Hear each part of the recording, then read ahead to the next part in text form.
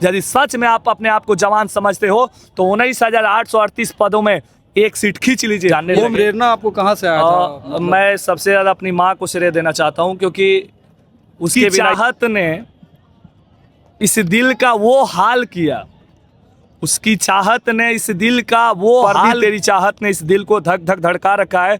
अरे तू सपने में नहीं हकीकत में तड़पा रखा है। अपने भी मुझे बेगाने लगने लगे, आपने सुनिए लिया, समझिए लिया। क्यों? 1 घंटा कम से कम फिजिकल, कम से कम खाली रनिंग तुम करो, एक्सरसाइज करो।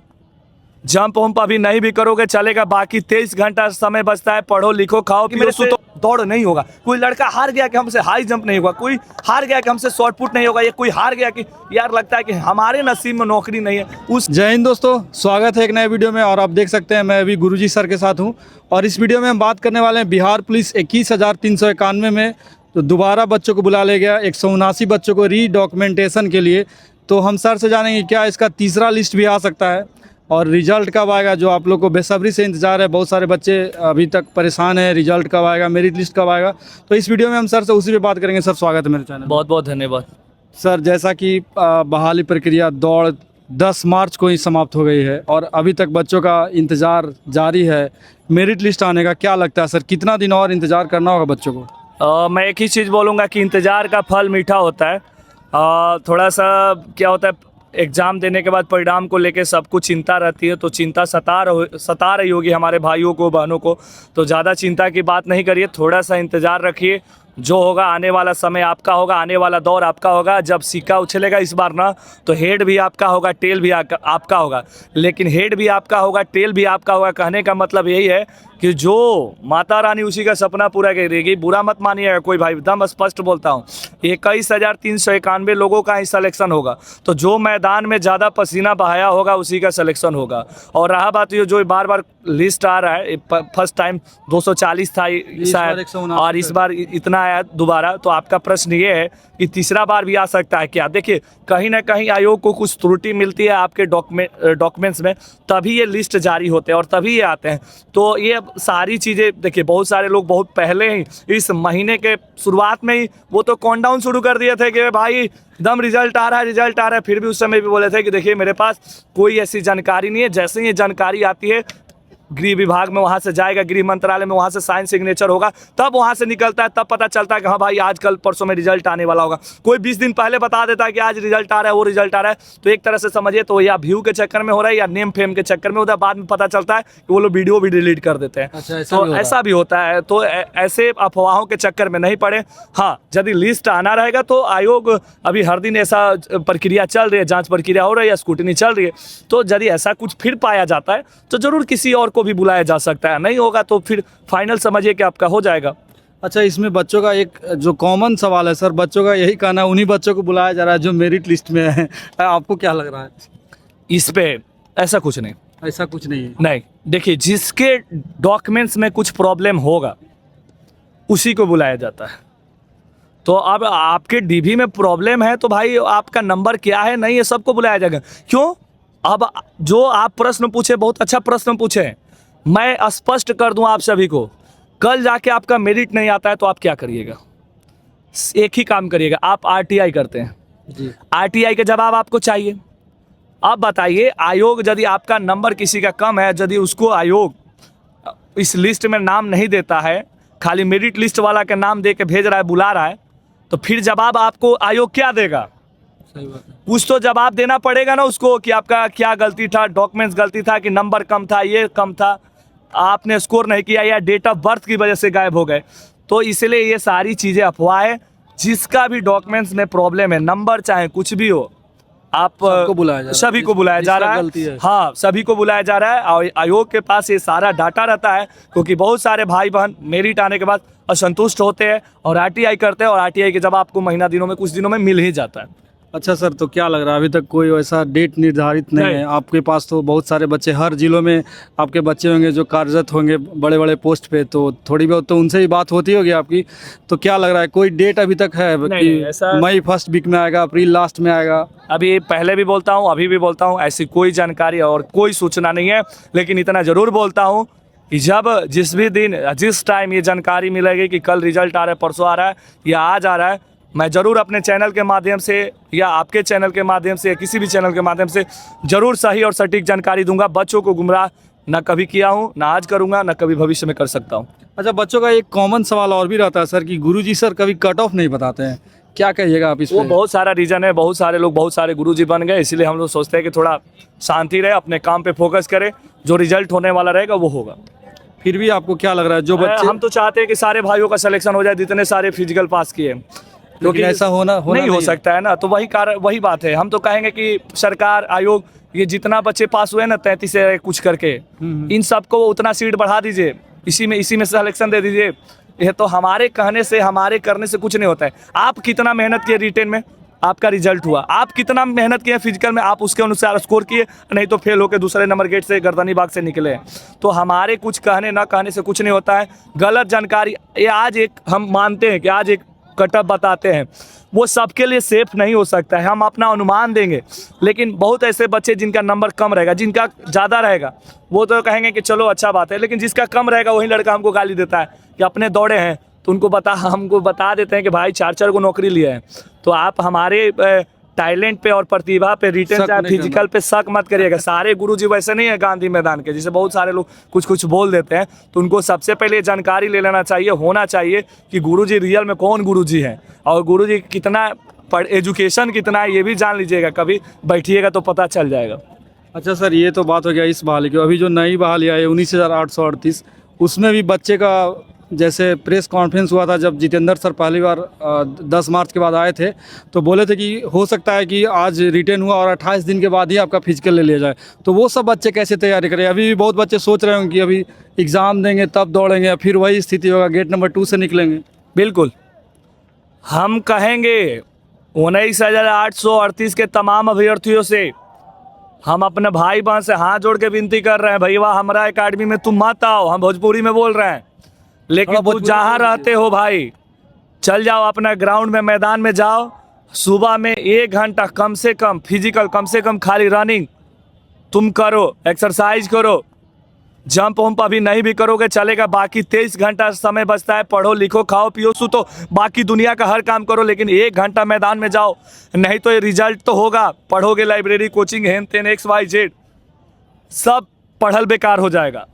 अभी लगता होगा कि गुरुजी अपना बारे में कह रहे हैं, नहीं हम अपना बारे में नहीं कह रहे भाई बहन, तोरे बारे में कह रहे हैं, तोरे भविष्य के बारे में हम सोच रहे हैं। क्योंकि आपकी सफलता ही हमारी पहचान बनती है, आप सफल होते हैं हमारी पहचान बढ़ती है। और आपका सपना भी है, हमारा भी सपना भी यही है कि हर घर एक वर्दी होना चाहिए। तो इसीलिए हम तमाम भाइयों और बहनों से कहेंगे कि पढ़िए, 1 घंटा 24 घंटा में 1 घंटा निकालिए सुबह सुबह ग्राउंड का, अपने आसपास के ग्राउंड में। हम ही ना कहेंगे कि आप हमारा टीम में आइए, वो टीम में जाइए, वो टीम में जाइए, कहीं मत जाइए। आप अपने से दौड़िए, अपने से भी चीज़ें अचीव हो सकती है, अपने से भी तैयारी हो सकती है। आप अपने से तैयारी करिए और बाकी टाइम पढ़िए खाइए पीजिए। क्यों? क्योंकि जब आप रिजल्ट एग्ज़ाम देंगे, एग्ज़ाम के बाद जब रिजल्ट आता है तो आपके पास बहुत कम टाइम होता है, खासकर लड़कों के पास। क्योंकि स्पष्ट तौर पे इस बार का जो प्रेस कॉन्फ्रेंस हुआ है उसमें ये बोला गया है कि आपको पहले से तैयार रहना होगा, और साथ ही साथ NCL EWS को लेकर भी फिर से बोला गया है कि जो फिजिकल डेट है, जो फॉरम का डेट है लास्ट डेट, उससे पहले का आपके पास डॉक्यूमेंटेशन होना चाहिए, आपके पास डॉक्यूमेंट्स होने चाहिए। फिर जाके आप आंदोलन बार बार धरना ये जो हम लोग इस बार किए ये मान्य नहीं होगा। तो आप अभी तैयार ही नहीं होते, बनाते नहीं हो, और बिना बनाए अपना कागजात, आपको छूट भी चाहिए, फॉर्म डाल दिए तो दिक्कत है। फिर बाद में कहिएगा कि लड़की को 2 महीना, उसमें भी उनका साफ तौर पे माने एक स्टेटमेंट जो था उस पर कहने का ये भी था कि किसी को 1 महीना टाइम मिलता है, किसी को 3 महीना मिलता है। इस पर कोई कुछ नहीं कहेगा। आप पहले से आपको फिजिकल क्राइटेरिया मालूम है कि 6 मिनट में पास है, 5 मिनट के अंदर आपको 50 अंक है, हाई जंप 5 फीट पे आपको 25 है, गोला 20 फीट प्लस पे आपको 25 अंक है। तो ये फिजिकल क्राइटेरिया आपको मालूम है। आपको सिपाही बनना है, बेल्ट की नौकरी करना है, तो भाई फिजिकली रूप से आपको फिट होना होगा, आपको रिटेन के साथ साथ फिजिकल भी करना होगा। और आज तो हम देख रहे हैं, हम बहुत सारे टीचर भी आप पहले नहीं बोलते थे, लेकिन अभी हम देखते हैं, हम बहुत बहुत धन्यवाद कहना चाहेंगे कि वो लोग भी बच्चों को जागरूक कर रहे हैं कि भाई सिपाही वाला यदि फॉर्म आप डाले हो तो पढ़ो भी मेरे पास, लेकिन 1 घंटा कहीं जाके आसपास में दौड़ो भी। सर जब भी मैं आपके पास आता हूँ, वर्दी की बात होती है, तो मैं आपसे हमेशा एक शायरी सुनना चाहता हूँ। सर अब इस पर क्या कहिएगा? एक शायरी बोल दीजिए बच्चों के लिए। उसकी चाहत ने इस दिल का वो हाल किया, उसकी चाहत ने इस दिल का वो हाल किया कि मुझे अपने भी आज बेगाने लगने लगे। यानी कहने का मतलब है कि वर्दी से इतनी लगाव हो गई कि साहब दुनिया की चकाचौंध अब हमको कुछ समझ में नहीं आ रही है। लड़का आज किसी को किसी शादी में जाना होता है, उसको इंजॉय मज़ा नहीं आता है, उसको लगता है यार कहाँ हम बेरोजगारी में जाएंगे। किसी फेस्टिवल में उस बच्चे को मज़ा नहीं लगता है, अपनापन सब दूर हो गया। बस उसको लगता है कि एक बंद कमरे में या कहीं वो अपने आप को अकेला महसूस करता है। हर एक नौजवान, हर एक आज का एक अभ्यर्थी, एक युवा। तो इसी यही बात है। और एक लाइन और बोलेंगे कि यह वर्दी तेरी चाहत ने इस दिल को धक धक धड़का रखा है, अरे तू सपने में नहीं हकीकत में तड़पा रखा है। अपने भी मुझे बेगाने लगने लगे। आपने सुनिए लिया, समझिए लिया क्यों बेगाने लग रहे, क्योंकि अभी हम लोग बेरोजगार हैं। अभी हम लोगों को जो हमारी सपना है, जो हमारी उम्मीदें आज तक अभी पूरी नहीं हुई है, इसके लिए हम लोग लगातार मेहनत कर रहे हैं। कभी किसी का फॉर्म रिजेक्ट होता है, किसी का कैटेगरी गलत होता है, कोई फिजिकल से बाहर होता है, किसी का रिटेन नहीं होता है, तो कुछ लोग मेरिट लिस्ट से बाहर होते हैं। तो तरह तरह की जीवन में बाधाएं उत्पन्न होते रहती है। लेकिन कहा जाता है कि संग्राम जिंदगी है, लड़ना तो पड़ेगा। जो लड़ नहीं सकेगा वो आगे नहीं बढ़ेगा। ये ज़िंदगी ही संग्राम है, आपको हर दिन एक लड़ना होता है, कुछ करना रहता है। और इसी पे एक लाइन बोलना चाहूँगा कि घर परंपरा से बगावत हो तो हो, ऐसी पागल जवानी हो आपकी, सफलता की राह में अपने खून से हस्ताक्षर कर दो, ऐसी पागल जवानी हो आपकी। यदि सच में आप जवान हो, सच में आप अपने आप को एक युवा मानते हो, तो मेरे साहब जो आपका सपना है, जो आपका ड्रीम है, उस ड्रीम को खींचिए, छीनिए। क्यों? क्योंकि लोहे के बंद पिंजरे से अपनी चाहत को छीन लेने का नाम जवानी है। यदि सच में आप अपने आप को जवान समझते हो तो 19,838 पदों में एक सीट खींच लीजिए। होमगार्ड में एक चीज़ खींच लीजिए, आपको मिलेगा नहीं। ऐसा नहीं सोचिए कि 15,000 बड़ी सीट है, 21,000 बड़ी सीट है, 19,000 बड़ी सीट है, कुछ सीट नहीं है। आपको छीनना पड़ेगा, लड़ना पड़ेगा, लड़ के लेना पड़ेगा। क्योंकि जिस चीज़ के लिए आप सोचिएगा कि आसानी से मिल जाए, वो चीज़ें आसानी से मिलने वाली नहीं है, क्योंकि उसके लिए लाखों लोग झपट्टा मारने वाले हैं। अब उसमें जो ज़्यादा तेज होगा जल्दी से शिकार करेगा, निकल जाएगा शिकार करके। तो इसलिए आपको झपट्टा मारना है। और मैंने बोला कि लोहे के बंद पिंजरे से अपनी चाहत को छीन लेने का नाम जवानी है। लोहा का फाटक भी लगा है, तोड़ के एकदम घुस के अपनी चाहत को छीन लीजिए। लोहे के बंद पिंजरे से अपनी चाहत को छीन लेने का नाम जवानी है। घर परंपरा से बगावत हो तो हो, ऐसी पागल जवानी हो आपकी, सफलता की राह में अपने खून से हस्ताक्षर कर दो, ऐसी पागल जवानी हो। यदि सच में आप जवान हो तो अपनी चाहत को छीन लो। सर मेरा एक अंतिम सवाल होगा, ये थोड़ा पर्सनल सवाल होगा। ये आपको प्रेरणा कहाँ से मिली कि हम अपना जॉब छोड़ देते हैं और बच्चों के प्रति हम लग जाते हैं? दौड़ से। और 2015 के बाद गुरुजी जो एक नाम ब्रांड हो गया, सारे जगह लोग जानने ये लगे। प्रेरणा आपको कहाँ से आया था? मैं सबसे ज़्यादा अपनी माँ को श्रेय देना चाहता हूँ, क्योंकि उसके बिना ये सब अधूरा था। क्योंकि शायद वो नहीं होती तो शायद मैं यहाँ नहीं होता। दूसरा बात, हर कोई का मम्मी पापा चाहता है कि मेरा बेटा बेटी अच्छा करे, भगवान करे सभी का बेटा बेटी अच्छा ही करे। कोई माँ पिताजी ये नहीं चाहते हमारा बेटा ऐसा हो माने खराब हो, सब चाहता अच्छा हो। लेकिन कहीं ना कहीं मैं अपनी माँ का योगदान दूंगा। और एक दो ऐसे लोग हमारे लाइफ में हैं जो हमें काफ़ी प्रेरणा दिए, जो बोले कि आप जीवन में कुछ और भी कर सकते हो। ऐसा नहीं कि देशभक्ति सिर्फ वहाँ पे सिपाही बन के ही दे सकते हैं, कर सकते हैं। यहाँ पे भी हज़ारों घर में आप रोजगार, बच्चों को सहयोग करके, जितना ही होता है, हाई जंप के माध्यम से, दौड़ के माध्यम से, मोटिवेशन के माध्यम से, आपके शरीर, मुर्दे के शरीर में जान डाल देना, यही बहुत बड़ी बात है। ये जो लड़का कोई हार गया है कि मेरे से दौड़ नहीं होगा, कोई लड़का हार गया कि हमसे हाई जंप नहीं होगा, कोई हार गया कि हमसे शॉर्ट पुट नहीं होगा, या कोई हार गया कि यार लगता है कि हमारे नसीब में नौकरी नहीं है, उसके अंदर हम जान डाल देते हैं। क्योंकि मनुष्य अपने भाग का निर्माता स्वयं स्वामी विवेकानंद जी ने कहा था। और मैं यही चीज़ उनको बताता हूँ कि आप हर वो चीज़ कर सकते हैं जो आप सोचते हैं। और वो ऐसा नहीं आप सोचते हैं कि जो कभी कुछ हुआ ही नहीं। ऐसा नहीं कि जो आप सिपाही बनने की तमन्ना लिए हैं, आप पहली बार बन रहे। पहली बार बनना बहुत मुश्किल था। IAS IPS जो भी पहली बार बने थे, लेकिन वही बात है ना कि दूसरी बार बनना आसान हो जाता है। यानी हम लोगों के लिए ये है कि भाई ये सिलेबस है, ऐसे दौड़ना, ऐसे पढ़ना है। लेकिन पहली बार कोई सिपाही बना होगा तो बहुत मुश्किल करना पड़ेगा। पहली बार कोई IAS बना होगा, पहली बार IPS बना होगा तो बहुत दिक्कत है। जैसे माउंट एवरेस्ट पे जो पहली बार चढ़ा होगा उसके पास बहुत दिक्कत हुआ होगा, आप समझिए। लेकिन आज जो चढ़ता होगा, समस्याएं धीरे धीरे बहुत सारी, उसका समाधान भी निकल गया है। तो यही चीज़ होता है, टेक्नोलॉजी धीरे धीरे चीज़ें बढ़ जाती है। तो हम तो सारा श्रेय अपनी माँ को देंगे, माता पिता को देंगे। पापा का तो आज भी लगता है कि यार ये इतना भीड़ भाड़, हेन तेन, इतना प्रेशर, जीवन में सुकून लाओ। लेकिन मेरे को लगता है कि सबसे ज़्यादा सुकून इसी गांधी मैदान में है। और सबसे ज़्यादा सुकून यही मिलता है। यही वजह है कि अभी तबीयत खराब है फिर भी बैठे। बस यही चीज़ है। बीच बीच में बहुत तबीयत भी खराब होता है। कभी अब शरीर है भाई तो होते रहता है, कभी हम भी इंजर्ड होते हैं, कभी हाई जंप, कभी लॉन्ग जंप, कभी कुछ दौड़ में, या कभी कुछ चीज़ें घटनाएं दुर्घटनाएं घटित होते रहती है, शरीर ही है तो होते रहती है। लेकिन वही है कि अंदर जिद है, जुनून है। कहा जाता है कि जब जीत की हो तो घाव मायने नहीं रखते। हमारे अंदर जिद है कि भाई बच्चों को आगे बढ़ाना है। हमारे माध्यम से एक भी बच्चा ये ना कहे कि सर गुरुजी के बातों से या गुरुजी के माध्यम से हम अपने लाइफ में सफल हो। हम चाहते हैं कि हम अपना 100% दें, बच्चे जितना हो सके हमसे सीख पाए, कुछ कर पाए, क्योंकि ये जो जवानी है ना ज़्यादा दिन रहती नहीं है, एक दिन ये ढल ही जाएगी।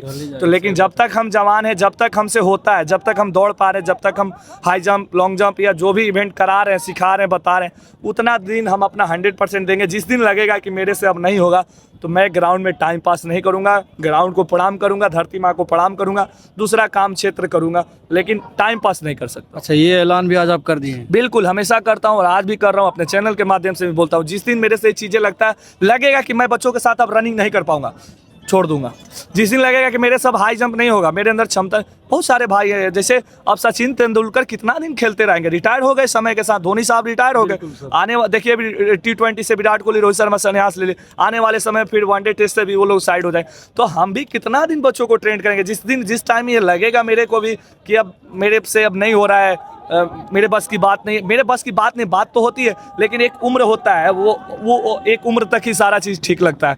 तो जैसे जैसे टाइम आगे बढ़ेगा, जैसे लगेगा तो चीज़ों को छोड़ने में मेरे को दिक्कत नहीं होगी, मैं छोड़ दूंगा। और मैं चाहूँगा कि जो नए बच्चे आए, जो हमसे प्रेरित हो रहे हैं, या जो बच्चे और भी ट्रेनिंग दे रहे हैं अन्य जगहों पे, अन्य जिलों में, वो अच्छा करें और अच्छा सिखाएं, और एक लंबा एक्सपीरियंस जैसे जैसे उनके पास होगा तो वो और अच्छा बच्चों को ट्रेन करेंगे। हमारे पास क्या एक्सपीरियंस है, इतना दिन उससे बच्चों को सिखा रहे लगातार उनके साथ, तो आदमी एक्सपीरियंस काफ़ी मैटर करता है। और देखते हैं कोच भी वही बनता है जिसके पास एक्सपीरियंस होता है, तो वो चीज़ें बच्चों को काफ़ी फ़ायदा होता है। तो मैं तो चाहूँगा कि आने वाले समय में कोई और गुरुजी बने, कोई और अच्छा लड़का मेरे से अच्छा तैयारी करवाए। मेरे को इस बात का घमंड नहीं कि हम ही सबसे अच्छा है, मेरे से अच्छा भी बहुत सारे लड़के हैं जो अभी तैयारी करवा रहे हैं, कर रहे हैं। अच्छा बात है, वो और आगे बढ़े। सारे भाइयों को हमारी ओर से सपोर्ट है। बहुत बहुत शुक्रिया सर, इतना अच्छा जानकारी देने के लिए। और बहुत मतलब ऐसा बात आपको सर बोले हैं कि अगर आप वीडियो पूरा देखे होंगे तो मतलब जोश जुनून आप में आ ही गया होगा। बहुत बहुत धन्यवाद। Thank you sir. बाकी कोई भी दिक्कत हो आप वीडियो में कमेंट कर सकते हैं। मिलते हैं एक नए वीडियो में, तब तक के लिए जय हिंद।